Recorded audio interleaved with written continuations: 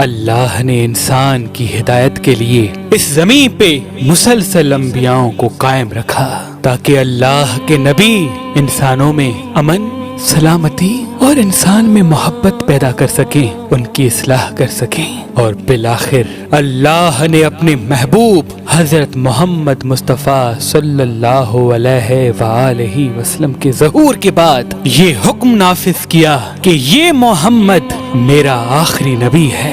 بس رسول اللہ کہ دارالفنا سے دارالبقا کی طرف کوچ کرنے کے بعد اصحاب رسول اور امام وقت مسلمانوں میں رسول اللہ کا پیغام پھیلا ہی رہے تھے کہ سن 60 ہجری ایک ظالم بدترین بادشاہ سرعام یہ کہنے لگا کہ کوئی خدا نہیں اور نہ ہی کوئی نبی ہے، نہ ہی کوئی قرآن، نہ ہی کوئی دین۔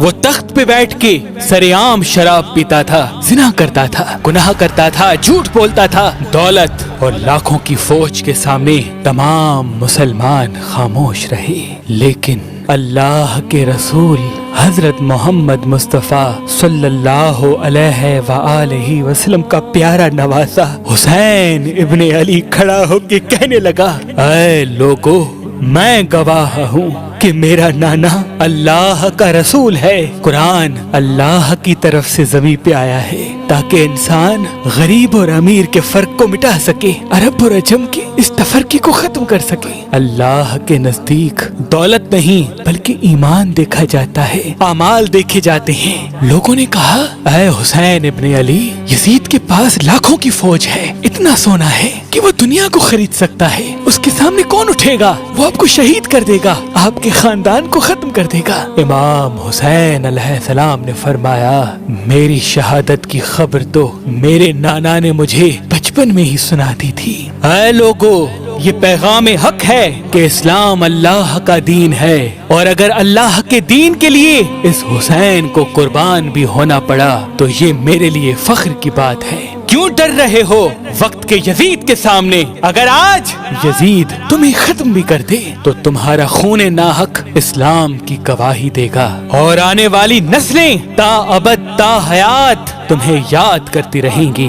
لوگ ڈرتے رہے کہ اتنے بڑے ظالم بادشاہ یزید کے سامنے ہم حسین کا ساتھ کیسے دیں، لیکن امام حسین علیہ السلام مطمئن تھے۔ اس بات کا علم جب یزید کو ہوا تو اس نے اپنی فوج کو امام حسین کے قتل کے لیے بھیج دیا۔ امام حسین نہیں چاہتے تھے کہ میرا خون ناحق میرے نانا کے شہر مدینے میں بہے۔ آپ اللہ کے گھر میں پناہ لینے کے لیے مکے آ پہنچے۔ فوج یزید نے یہ چاہا کہ دوران حج ہی امام حسین کے سر کو کاٹیں گے تاکہ لوگ کعبے کی حرمت بھی بھول جائیں اور اولاد رسول کی تعظیم بھی بھول جائیں۔ امام حسین علیہ السلام نے یہ نہیں چاہا کہ میرا خون ناحق اللہ کے گھر میں بہے۔ اتنے میں کوفے کے کچھ لوگ آپ کو خط لکھتے رہے کہ اے نواسہ رسول، ہم بھی تسلیم کرتے ہیں کہ آپ کا نانا اللہ کا رسول ہے، لیکن یہ وقت کے ظالم بادشاہ ہم پہ ستم کرتے ہیں، ہماری مدد فرمائیں۔ تاریخ نے لکھا، ہزاروں کے خط جب امام حسین تک پہنچے اور ان خطوط کا موضوع یہ ہونے لگا کہ اے نواسہ رسول، اگر آج آپ ہماری نصرت نہیں کریں گے تو روز محشر ہم آپ کے نانا کو آپ کی شکایت کریں گے کہ ظالم بادشاہ اسلام کی توہین کرتا رہا اور آپ کا نواسہ مکے میں خاموش رہا۔ بس امام حسین علیہ السلام اپنی بیٹیوں، بہنوں اور گھر کے تمام افراد کو لے کے کوفے کی طرف روانہ ہوئے۔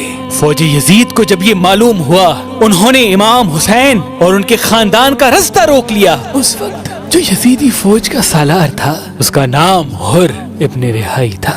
امام حسین علیہ السلام فرمانے لگے، اے حر، کیا تو نہیں جانتا میں تیرے رسول کا بیٹا ہوں اور یزید اسلام کا مذاق اڑا رہا ہے؟ کیا جواب دو گے جب تم روز محشر اللہ کے رسول کے سامنے آؤ گے؟ وہ نظریں جھکانے لگا اور امام حسین علیہ السلام رواں ہوئے तारीख ने लिखा, एक जगह इमाम हुसैन अलैहिस्सलाम का घोड़ा रुक गया। एक आंधी उठी।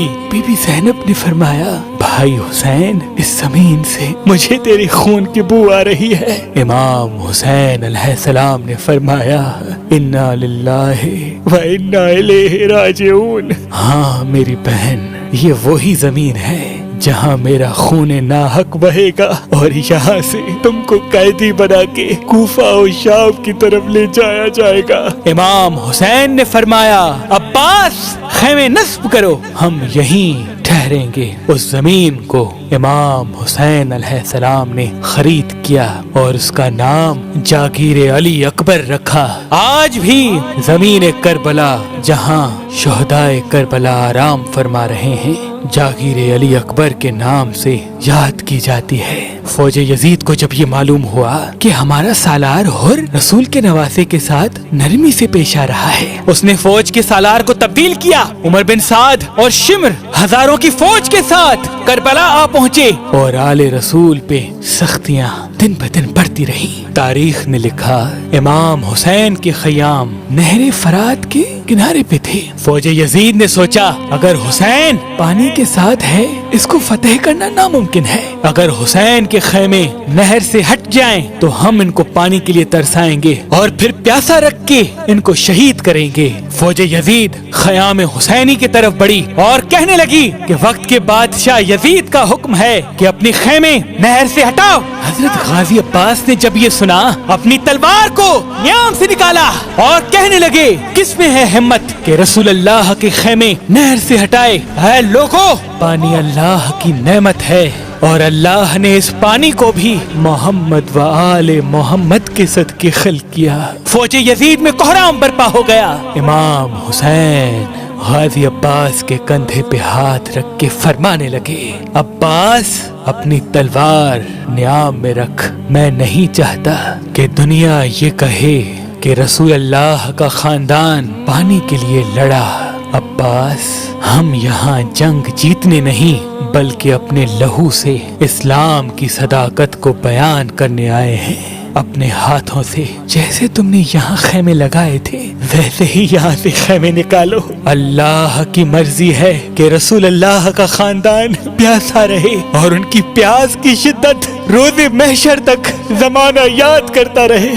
गाजी अब्बास की आंखें नम हुई और सादात के खेमे नहर से दूर नस्ब हो गए। फौज यजीद का ये कहना था कि ऐ हुसैन, मान लो कि यजीद सच कह रहा है, कोई दीन नहीं, कोई इस्लाम नहीं। इमाम हुसैन अलैहिस्सलाम फरमाते थे, ऐ लोगों, अल्लाह गवाह है कि इस्लाम अल्लाह का दीन है। मेरा नाना मोहम्मद मुस्तफ़ा सल्लल्लाहु अलैहि व आलिहि वसल्लम अल्लाह का रसूल है। कुरान अल्लाह ने ज़मीन की तरफ भेजा है। मुझे मार भी दोगे तभी भी मेरे खून का कतरा कतरा रसूल अल्लाह की नबुवत की गवाही देगा। हुकूमत, दौलत और ताकत के सामने ना झुको। याद रखना, ये ताकत, हुकूमत खत्म हो जाएगी। अल्लाह का दीन ता अबद ता हयात बाकी रहेगा।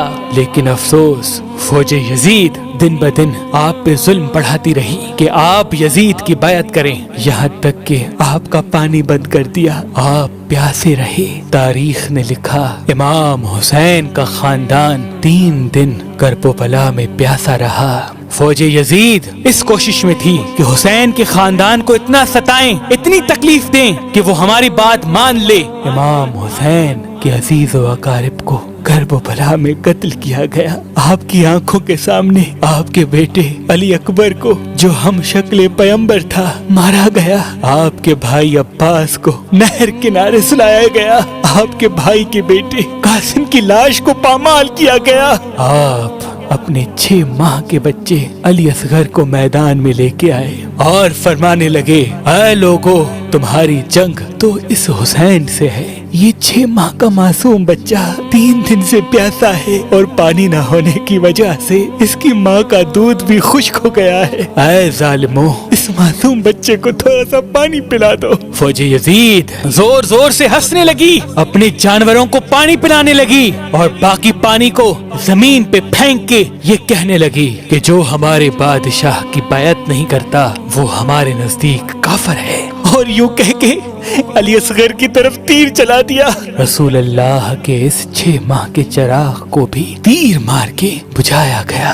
जब करबला के मैदान में कोई न रहा, इमाम हुसैन आखिरी सलाम करके मैदान में आते हैं और फरमाते हैं, ऐ लोगो, क्या समझते हो कि इस जुल्म से तुम इस्लाम को मिटा दोगे? नहीं, इस्लाम अल्लाह का दीन है और इसका मुहाफिज अल्लाह है। अगर तुम मेरा सर भी काटोगे तो वो भी अल्लाह के दीन की सदाकत को बयान करता रहेगा। तारीख ने लिखा, हजारों की फौज अली के अकेले बेटे से लड़ती रही और यहाँ तक के वो भागते भागते मैदान छोड़ने लगी। इमाम हुसैन अली के बेटे अली की तरह मैदान में कर्रार रहे और एक एक जालिम को फिन्नार करते रहे। फौजी यजीद ने सोचा कि इसकी रगों में अली का खून दौड़ता है, इसको कत्ल करना नामुमकिन है, दूर जाओ और तीर चलाओ। तारीख ने लिखा, हजारों की फौज दूर से एक हुसैन पे तीर चलाती रही। कोई भाला फेंकता रहा, कोई नेजा मारता रहा। जिसके पास मारने के लिए कुछ न था वो करबला की जमीन से पत्थर उठा के इमाम हुसैन की तरफ फेंकता रहा। इतने में आवाज गैब आई, बस हुसैन, तेरा अल्लाह तुझसे राजी हुआ। बस हुसैन। इमाम हुसैन ने रिज़्न बे क़ज़ाए व तस्लीमन ले अम्रे ही पढ़ा और अपनी जुल्फ़िकार को नियाम में रख दिया। तारीख ने लिखा, इमाम हुसैन के जिस्म मुबारक को इतने तीर लगे कि जब नवाज़ाए रसूल घोड़े की ज़ीर से ज़मीन पे आए तो न ज़ीन पे थे न ज़मीन पे थे, तीरों के मुसल्ले पे। इमाम हुसैन अल्लाह का शुक्र कर रहे थे कि ऐ अल्लाह, तेरे दीन के लिए इस हुसैन का खून कबूल हो। फौजे यजीद झूमना शुरू हो गई, खुश होना शुरू हो गई कि आज के बाद यजीद के खिलाफ कोई आवाज नहीं उठाएगा। हमने रसूल के नवासे को कत्ल कर दिया। और यूं कहते कहते इमाम हुसैन का सर काटना शुरू कर दिया। रसूल अल्लाह की बेटियों के खेमों में आग लगा दी। रसूल अल्लाह की बेटियों के सर से चादर को छीन लिया। इमाम हुसैन की लाश को पामाल कर दिया। यजीद का ये हुक्म था कि हुसैन का सर काट के मेरे पास लेके आओ और उनकी बहनों और बेटियों को कैदी बना के मेरी दरबार पहुंचाओ। नोके नेज़ा पे नवासाए रसूल का सर सवार किया गया। रसूल अल्लाह की नवासियों और बेटियों को बेपर्दा करके रस्सियों में बांधा गया और कूफा और शाम की बाजारों में फिरा के उनको पत्थर मारे गए। लेकिन नोके नेज़ा पे भी इमाम हुसैन अलैहिस्सलाम का सर अल्लाह का जिक्र करने लगा, इस्लाम की सदाकत को बयान करने लगा। ला इलाहा इल्लल्लाह मुहम्मदुर रसूलुल्लाह बावाज़े बुलंद कहने लगा। लोगों ने इस्लाम की सदाकत और रसूल अल्लाह के खानदान की सीरत को देखा तो वो दंग रह गए। और जब यजीद के दरबार में कैदी सैयद इमाम सज्जाद जंजीरों में जकड़कर खुतबा देने लगे तो यजीद के महल में ही यजीद के लोग यजीद के खिलाफ होने लगे और यूं ये यजीद के खिलाफ बगावत जमाने में फैल गई। हर कोई हुसैन जिंदाबाद कहने लगा, यजीद मुर्दाबाद कहने लगा, इस्लाम जिंदाबाद कहने लगा, हर जालिम को मुर्दाबाद कहने लगा।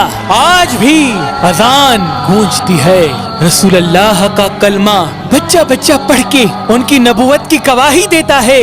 आज भी कुरान को मुसलमान सीने से लगा के उसको चूम के अल्लाह की किताब तस्लीम करता है। ये सब इमाम हुसैन की उस करबो बला में कुर्बानी का सिला है। सलाम हो रसूल अल्लाह के खानदान पर जिन्होंने सब कुछ कुर्बान करके अल्लाह का दीन इस्लाम कयामत तक जिंदा कर दिया और कयामत तक कोई भी यजीद इस्लाम की सदाकत पे उंगली उठा नहीं सकता। सलाम हो नवासाए रसूल इमाम हुसैन पर। नवासाए रसूल